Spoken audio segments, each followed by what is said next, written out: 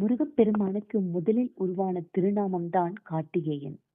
6 கார்த்திகை பெண்களால் வளர்க்கப்பட்டதால் கார்த்திகேயன் என்ற பெயர் வந்தது.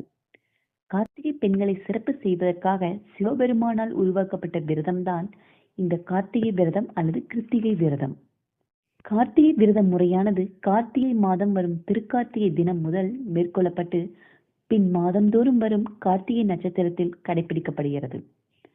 ஒவ்வொரு மாதத்திலும் முருகப்பெருமானுக்கு உகந்த நட்சத்திரமான இந்த கார்த்திகை நட்சத்திரத்தில் முருகப்பெருமானை நினைத்து விரதம் மேற்கொண்டால் முருகப்பெருமானின் அருள் நமக்கு முழுமையாக கிடைக்கும்.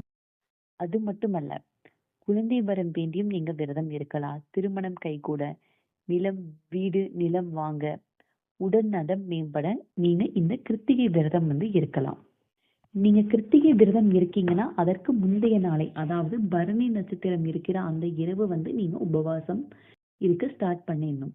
அடுத்ததா கார்த்திகை நட்சத்திரம் இருக்கிற அந்த கார்த்திகை விரதம் நாள் முழுவதுமே நீங்க உபவாசமா இருந்து 6 மணிக்கு மேல நீங்க முருகருக்கு உங்ககிட்ட வேல் அல்லது முருகர் சிலை இருந்தா அதற்கு அபிஷேகம் செஞ்சுக்கலாம். இல்ல முருகர் போட்டோ இருந்தா அதுக்கு மலர்களால அலங்கரிச்சுட்டு நெய்வேத்தியம் படைச்சு நீங்க வழிபாடெல்லாம் செஞ்சுட்டு உங்களுடைய விரதத்தை முடிச்சுக்கலாம்.